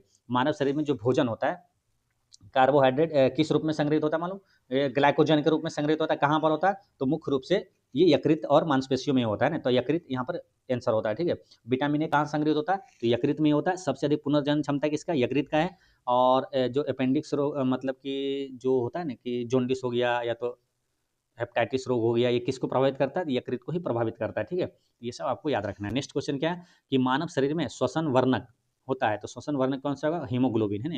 हीमोग्लोबिन ही रक्त में ऑक्सीजन का परिवहन करता है, और रक्त का जो लाल रंग होता है किसके कारण होता है, हीमोग्लोबिन के कारण होता है। हीमोग्लोबिन में कौन सा तत्व पाया जाता है, तो लोहा पाया जाता है। जैसे कि पत्तों का रंग क्लोरोफिल के कारण होता है, क्लोरोफिल में क्या पाया जाता है, मैग्नीशियम पाया जाता है ना। तो उसी प्रकार हीमोग्लोबिन में क्या, लोहा पाया जाता है, ठीक है। तो यहाँ पर क्या हुआ, हीमोग्लोबिन यहाँ पर करेक्ट आंसर है, ठीक है। चलिए नेक्स्ट क्वेश्चन देखते हैं। लाइसोसोम आत्महत्या की थैली है, क्योंकि इसमें क्या होता है, क्योंकि इसमें जल अपघटक एंजाइम्स होते हैं। क्या जल अपघटक एंजाइम होता है, यहाँ पर करेक्ट आंसर है ना। आत्महत्या की थैली किसे कहा जाता है, ये कई बार पूछा जाता है, लाइसोसोम को कहा जाता है ना। लाइसोसोम को, आत्महत्या की थैली लाइसोसोम को खोज किसने किया था, तो डी दुबे ने किया था ना, डी दुबे याद रखना है। नेक्स्ट क्या है, कोशिका में प्रोटीन संश्लेषण का स्थान है, तो कोशिका में प्रोटीन संश्लेषण कहाँ होता है, तो प्रोटीन कारखाना बोले या तो प्रोटीन का संश्लेषण कहाँ, राइबोसोम में होता है। ठीक है, देखिए राइबोसोम, माइटोकॉन्ड्रिया और लाइसोसोम, ये तीनों हमेशा एक साथ रिवीजन करना चाहिए। देखिए माइटोकॉन्ड्रिया क्या है, तो कोशिका का पावर हाउस कहा जाता है, यानी कोशिका का ऊर्जा गृह कहा जाता है। अब प्रोटीन का संश्लेषण कहाँ होता है, राइबोसोम में होता है। और आत्महत्या की थैली किसे कहा जाता है, तो आत्महत्या की थैली लाइसोसोम को कहा जाता है। माइटोकॉन्ड्रिया की खोज किसने किया था, अल्बर्ट बॉन कोलिकर। राइबोसोम की खोज किसने किया था, तो पलाडे ने किया था। किसने, जॉर्ज ई पलाडे ने किया था। और लाइसोसोम को खोज किया था डी दुबे ने किया था। नेक्स्ट क्या, निम्नलिखित में से कौन सा जानवरों में पाया जाने वाला हार्मोन नहीं है, तो जानवर यानी कि जीवों में, यानी जंतु जगत में है, तो कौन नहीं पाया जाता है। तो इसमें देखिए ऑक्सिन जो हार्मोन है, ये पादप हार्मोन है। क्या है, पादप हार्मोन। ऐसे प्रश्न पूछे जाते हैं, तो आपको ध्यान रखना पादप हार्मोन है कौन कौन सा है ना, ऐसे पूछ जाएगा इनमें से कौन सा पादप हार्मोन नहीं है, या तो पादप हार्मोन है या तो जंतु हार्मोन है। अब जैसे यहाँ पूछ दिया तो है ना, ये क्या, देखिए ये क्या ऑक्सिन, ये क्या है, पादप हार्मोन है ना। तो जैसे इंसुलिन, थायरोक्सिन और एड्रेनलिन, ये सब क्या मानव है ना, जंतु का है। ठीक है, तो जानवरों में पाया जाता है। लेकिन जो ऑक्सिन है, तो ये क्या है, पादप हार्मोन है। तो पादप हार्मोन याद रखना आपको, जैसे ऑक्सिन हो गया, जिब्रेलिन हो गया, साइटोकाइनिन हो गया, और उसके बाद एब्सिसिक एसिड हो गया, है ना, तो एसिड एथिलीन हो गया। ये सब हार्मोन जो है पादप हार्मोन है। ठीक है, फिर समझिए, auxin, gibberellin, cytokinin, abscisic acid और एक है एथिलीन, ये सब क्या पादप हार्मोन है। ठीक, नेक्स्ट क्या, निम्नलिखित में से कौन मुद्रा के अवमूल्यन का सबसे संभावित प्रभाव होगा, तो मुद्रा के अवमूल्यन का सबसे संभावित प्रभाव क्या होगा, जब मुद्रा का अवमूल्यन होगा तो क्या होगा, निर्यात में वृद्धि हो जाएगी, है ना, निर्यात में वृद्धि होगा। निम्नलिखित में से कौन सा कार्य आरबीआई से संबंधित नहीं है, तो जनता को पैसा उधार देना ये आरबीआई का कार्य नहीं है, छोटे मोटे कार्य आरबीआई नहीं करता है ना, तो ये आरबीआई का कार्य नहीं है। आरबीआई का स्थापना कब हुआ था मालूम, 1 अप्रैल 1935 को हुआ था। और इसका राष्ट्रीयकरण कब हुआ था, 1949 को हुआ था। 1949 से याद रखना क्या, बीपीएससी की स्थापना जो बिहार लोक सेवा आयोग की स्थापना, ये 1949 में हुआ था। और नाटो की स्थापना भी 1949 में हुआ था। नाटो का अभी 32वां सदस्य लाटेस्ट कौन है, दक्षिण सूडान है ना, दक्षिण सूडान है नवीनतम देश, और 32वां है ना, ये सब आपको याद रखना है। ठीक है, तो अच्छा, नाटो का 32वां सदस्य जो है, नाटो का 32वां सदस्य एक बार कंफर्म हो जाइएगा, 32वां कौन सा है, स्वीडन है ना, स्वीडन है, या तो देख लीजिएगा एक बार। तो नाटो का 32वां सदस्य है स्वीडन, याद रखना है, मोस्ट इंपोर्टेंट है, यहाँ से प्रश्न आता है। नाटो का 32वां सदस्य देश कौन सा है, तो वो है स्वीडन है। ठीक है, चलिए नेक्स्ट क्वेश्चन क्या है, हम लोग का क्वेश्चन नंबर हम लोग थे यहाँ पर है ना, आरबीआई से संबंधित कौन सा नहीं है। ठीक है, तो आरबीआई से रिलेटेड हो गया। ये आरबीआई से आपसे पूछेगा, डिप्टी गवर्नर ने करंट अफेयर में याद रखना है, शिरीष चंद्र मुर्मू है। ठीक है, आरबीआई के वर्तमान गवर्नर कौन है, तो 26वें गवर्नर कौन है, संजय मल्होत्रा है, याद रखना है। ठीक है, नेक्स्ट क्वेश्चन क्या है, क्वेश्चन नंबर आपका, अच्छा आरबीआई से एक क्वेश्चन, अच्छा आरबीआई से कौन सा कार्य नहीं है, इसमें एक बार थोड़ा सा और देखते हैं। जैसे कि इसमें, हाँ केबल बी यहाँ पर हो जाएगा, है ना, आंसर क्या हुआ, केबल मतलब 3 है ना, ऑप्शन बी।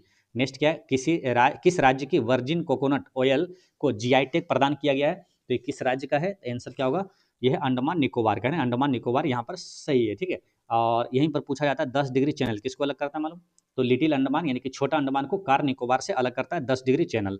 नेक्स्ट है आपका 49, इसमें क्या, असम सरकार द्वारा शुरू की गई गुरु गुणोत्सव पहल 2025 किससे संबंधित है, तो ये हो जाएगा शिक्षा क्षेत्र से ये संबंधित है। बिहार में पहला घड़ियाल अभ्यारण्य किस जिले में बनाया गया, बिहार में पहला घड़ियाल अभ्यारण्य ये किस जिले में बनाया गया, तो ये गोपालगंज में बनाया गया। कहाँ, गोपालगंज में। सर्वाधिक लिंगानुपात वाला जिला पूछे तो ये गोपालगंज ही होगा बिहार में। ठीक है, 31वें राष्ट्रीय बाल विज्ञान कांग्रेस का आयोजन हाल ही में कहाँ पर हुआ है, तो आंसर हो जाएगा ये भोपाल है, भोपाल यहाँ पर करेक्ट आंसर है। भोपाल में क्या हुआ था, भोपाल गैस त्रासदी हुआ था, जिसमें मिथाइल आइसोसाइनाइट गैस का स्त्राव हुआ था।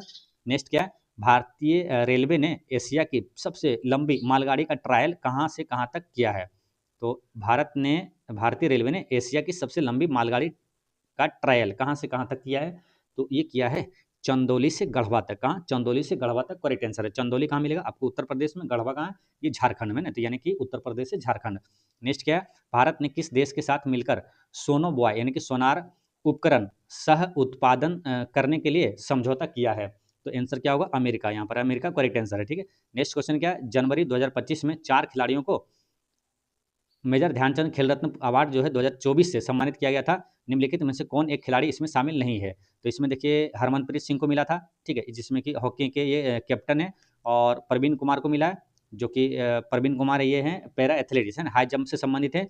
और डी गुकेश को मिला था जो कि शतरंज खिलाड़ी है। ये शरद कमल अजंता नहीं मिला था ना, यही आंसर हो जाएगा है ना, इनको नहीं मिला था। इनके जगह कौन था, एक मनु भाकर था ना, मनु भाकर को मिला था निशानेबाजी में। नेक्स्ट क्या, किया राज्य में पायलट परियोजना के तौर पर भांग की खेती की जा रही है, मतलब किस राज्य में पायलट परियोजना के तौर पर भांग की खेती की जा रही है। तो आंसर हो जाएगा क्या, ये हिमाचल प्रदेश है, हिमाचल प्रदेश यहाँ पर करेक्ट आंसर है। नेक्स्ट क्या है, किस भारतीय संस्थान द्वारा होपर लूप है क्या, हाइपर लूप परीक्षण का किया जा रहा है, हाइपर लूप का परीक्षण किया जा रहा है। तो आईआईटी मद्रास द्वारा है ना, आईआईटी मद्रास यहाँ पर करेक्ट आंसर है ना, ऑप्शन ए यहाँ पर सही है। नेक्स्ट क्वेश्चन क्या, एबल पुरस्कार 2025 किसे दिया गया, तो मिशेल बोचिलेट को दिया गया। किसे, मिशेल बोचिलेट यहाँ पर, मिशेल बोचिलेट नहीं है इसमें मालूम, ये क्या, एबल पुरस्कार 2025 जो है ये किसे दिया, मसाकी काशीवारा को दिया गया ना, जो कि जापान के है और गणित के क्षेत्र में दिया जाता है। तो एबल पुरस्कार 2025 ये मसाकी काशीवारा को दिया गया, ऑप्शन बी यहाँ पर करेक्ट आंसर है। नेक्स्ट क्वेश्चन क्या है कि भारत का पहला क्वांटम कंप्यूटिंग गांव कहाँ स्थापित किया जा रहा है, तो आंध्र प्रदेश की राजधानी अमरावती में ये किया जा रहा है ना, आंध्र प्रदेश की राजधानी अमरावती करेक्ट आंसर है। नेक्स्ट क्वेश्चन आपका 59 में क्या है कि विश्व उपभोक्ता दिवस किस तिथि को मनाया जाता है, तो विश्व उपभोक्ता दिवस ये मनाया जाता है 15 मार्च को है ना, ऑप्शन बी यहाँ पर करेक्ट आंसर। यही पर पूछा गया, राष्ट्रीय उपभोक्ता दिवस पूछेगा तो 24 दिसंबर आंसर होगा। ठीक है, बिहार के एग्जामों में आपको मालूम है एक दिवस और राजधानी से निश्चित रूप से प्रश्न पूछा जाता है, इसलिए ये सब चीज़ ध्यान रखना, याद रखना है। कबड्डी विश्व कप 2025 का आयोजन कहाँ पर किया गया, तो ये किया गया था कहाँ मालूम, ये किया गया था इंग्लैंड में। ठीक है, इंग्लैंड में ये किया गया है। और कबड्डी विश्व कप 2025 इंटरेस्टिंग बात क्या मालूम, ये इंग्लैंड में आयोजित हुआ लेकिन जीता कौन, अपना भारत। और क्या इंटरेस्टिंग है, तो पुरुष वाला भी अपना भारत जीता और महिला विश्व कप जो है कबड्डी विश्व कप वो भी अपना भारत जीता। ठीक है, और दोनों में हराया किसको, दोनों फाइनल में हारा है कौन, इंग्लैंड। और इंटरेस्टिंग बात क्या मालूम, एक हुआ है 2025 में खो खो वर्ल्ड कप है ना, जो कि पहला खो खो विश्व कप हुआ कहाँ, नई दिल्ली में। उसमें कौन जीता मालूम, भारत जीता है। उसमें जो है महिला पुरुष वाला खो खो विश्व कप और महिला वाला दोनों में कौन जीता है, भारत जीता है। दोनों में किसको हराया फाइनल में, नेपाल को हराया था। ठीक है, देखिए याद रहेगा। तो कबड्डी विश्व कप में क्या, दोनों में पुरुष और महिला दोनों भारत जीता है, दोनों में हारा कौन फाइनल में, इंग्लैंड। और खो खो विश्व कप जो है 2025 भारत पुरुष वाला और महिला वाला दोनों में जीता कौन, भारत। ठीक है, हारा कौन दोनों में फाइनल में, नेपाल। ठीक, नेक्स्ट क्वेश्चन क्या, भारत और किस देश के बीच सैन्य अभ्यास धर्म गार्जन किसके, जापान के साथ होता है ना। जामैक्स भी पूछे किसके साथ होता है, तो जापान के साथ होता है। जाम माता भी पूछे किसके साथ होता है, तो जाम माता जो है ये भी जापान के साथ होता है। ठीक है, नेक्स्ट क्वेश्चन क्या है, हाल ही में कहाँ प्रसिद्ध तमिल कवि और दार्शनिक थिरुवल्लुवर की प्रतिमा का अनावरण किया गया है, तो आंसर क्या हो जाएगा, ये फिलीपींस में। कहाँ, फिलीपींस में, अंतर्राष्ट्रीय चावल अनुसंधान संस्थान का, तो फिलीपींस के ही लॉस बानोस में है। नेक्स्ट है, निम्नलिखित में से कौन सा एक सामुदायिक विकास का पहला स्थापित कार्यक्रम है, सामुदायिक विकास का पहला स्थापित कार्यक्रम है, तो राष्ट्रीय प्रसार सेवा करेक्ट आंसर है ना, राष्ट्रीय प्रसार सेवा। अच्छा, राष्ट्रीय प्रसार सेवा कब शुरू हुआ था मालूम, तो इससे पहले क्या हुआ था, सामुदायिक विकास कार्यक्रम का शुरुआत हुआ था कब, 1952 में हुआ था ना। उसी का विस्तारित रूप है ये राष्ट्रीय प्रसार सेवा, जो कि 1953 में ये शुरू हुआ था ना। 1952 में आपको याद करवाते हैं कई चीजें, क्या क्या, लोकसभा गठन कब हुआ था 1952, राज्यसभा गठन कब हुआ था 1952 है ना, राष्ट्रीय विकास परिषद यानी कि एनडीसी जो है नेशनल डेवलपमेंट काउंसिल, इसकी स्थापना कब 1952 में, राष्ट्रीय और सामुदायिक विकास कार्यक्रम की शुरुआत कब हुआ था, तो 1952 में हुआ था। ठीक है, नेक्स्ट क्वेश्चन क्या, पंचायती राज संस्थाओं को 29 कार्यों की सूची किस अनुच्छेद के तहत दी गई है, तो ये हो जाएगा अनुच्छेद 243 का जी में है, पंचायत है 243 का जी यहाँ पर करेक्ट आंसर है। ठीक है, और पंचायत की शक्ति जो है ना, शक्ति किस में मिलेगा, अनुच्छेद 243 के जी में ही मिलेगा। पंचायतों का कार्यकाल जो होता है, अवधि, अवधि किस में मिलेगा, अनुच्छेद 243 के ई में मिलेगा। कैसे याद रखना मालूम, पंचायत की अवधि कितने वर्ष का होता है मालूम है, लगभग क्या हमेशा अमूमन क्या होता है 5 वर्षों का होता है। तो 5 वर्ष देखिए एबीसीडी में ई कितने नंबर पर आता है, ई आता है ना 5 नंबर पर। तो पांचवा यानी कि जैसे पूछेगा अवधि, अवधि दिमाग में आया क्या, कार्यकाल इसका जो होता है 5 वर्ष का, तो 5वें नंबर पर कौन आया, ई आया। ठीक है, ई आंसर हो गया। अब पंचायत को ये जो शक्ति है 29 कार्य जो है इसमें शक्ति जो दिया है, तो 243 के जी में कैसे याद रखना है, तो बचपन में ना पार्ले जी खाने से शक्ति मिलती थी है ना, ऐसे याद रखना, पार्ले जी खाने से शक्ति मिलती थी ना, पार्ले जी कितना खाते थे, तो पार्ले जी से शक्ति यानी पंचायत की शक्ति पूछे, अनुच्छेद 243 के जी हो जाएगा। ठीक है, तो ऐसे याद रखना है। यहीं पर 243 के आई में पूछा जाएगा, तो क्या था, राज्य वित्त आयोग का गठन है अनुच्छेद 243 के आई में है, जबकि केंद्रीय वित्त आयोग गठन 280 में अनुच्छेद है ना, और वहीं पर क्या राज्य वित्त आयोग गठन, तो राज्य वित्त आयोग आई। ठीक है, ऐसे याद कर लेना। ठीक है, अच्छा, ये जो पंचायत को है ये क्या है मालूम, पंचायत जो है 11वीं अनुसूची में आता है ना, पंचायत जो है ये 11वीं अनुसूची में है। और नगर पालिका है 12वीं अनुसूची में, ठीक है। तो यही जो पंचायत का है 11वीं अनुसूची में कितना 29 विषय है। चलिए कौन बताएगा कि 12वीं अनुसूची में कितने विषय है, कमेंट करके आप लोग बताइएगा कि 12वीं अनुसूची में कितने विषय है, तो कितना हो जाएगा करेक्ट आंसर यहाँ पर होगा, तो ये हो जाएगा 18 विषय है ना, कितना है 18 विषय है, ठीक है। बाकी ये सब चीज़ आपको मालूम है, कई बार बताएं कि 73वां संविधान संशोधन के द्वारा पंचायती राज व्यवस्था को संवैधानिक दर्जा दिया और 74वां संविधान संशोधन के द्वारा नगर पालिका को संवैधानिक दर्जा दिया गया था, ठीक है। ये सब याद रखना है। नेक्स्ट क्वेश्चन क्या, भारतीय संविधान के लिए प्रथम संशोधन विधेयक कब लाया गया था, तो 1951 में ना पहला संशोधन जो हुआ था 1951 में हुआ था।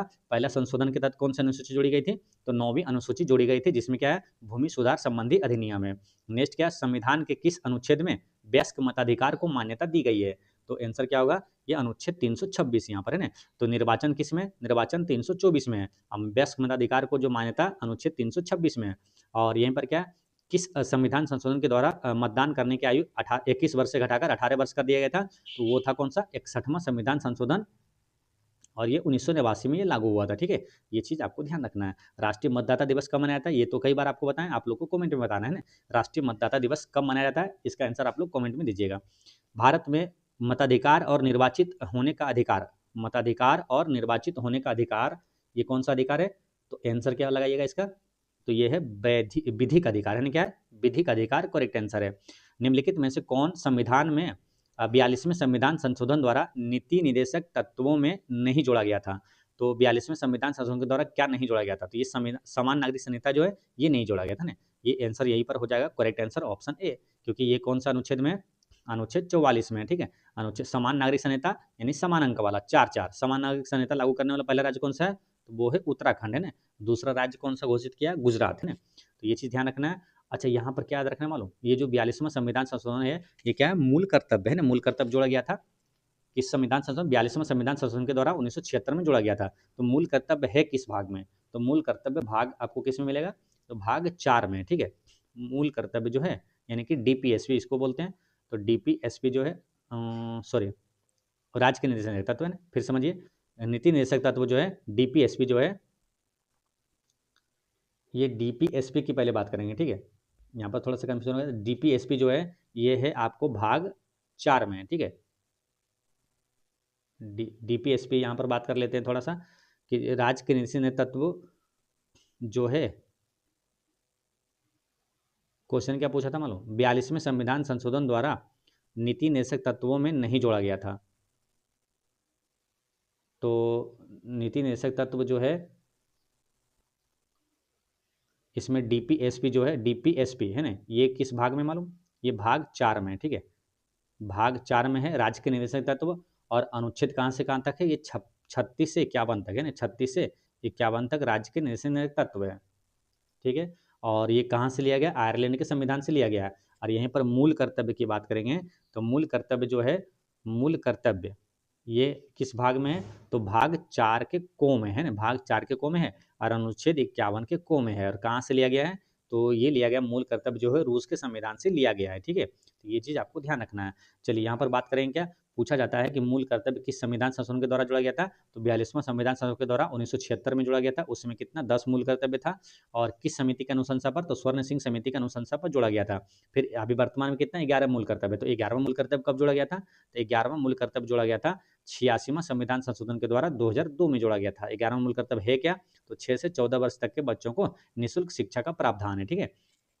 यहाँ पर आंसर क्या हुआ, ऑप्शन ए यहाँ पर 68 का एक करेक्ट आंसर है। नेक्स्ट क्वेश्चन है आपका 69, इसमें क्या प्रथमतः आपात स्थिति की योजना कितने समय के लिए सीमित की जा सकती है, तो ये 6 महीने के लिए, कितना 6 महीने के लिए करेक्ट आंसर है ना। यहाँ पर क्या राष्ट्रीय आपात पूछे, अनुच्छेद 352 में है, और राष्ट्रपति शासन अनुच्छेद 356 में, और वित्तीय आपात है अनुच्छेद 360 में, ठीक है। नेक्स्ट क्वेश्चन क्या, राष्ट्रपति के चुनाव संबंधित किसी विवाद को किसके समक्ष पेश किया जाता है, तो ये किया जाएगा सर्वोच्च न्यायालय के ना। सर्वोच्च न्यायालय के अभी वर्तमान मुख्य न्यायाधीश कौन है, तो वर्तमान मुख्य न्यायाधीश है जस्टिस सूर्यकांत है ना। करंट अफेयर में याद रखना है। 52वां पूछेगा कौन थे, तो 52वां था बी आर गवई, ठीक, कौन था, बी आर गवई।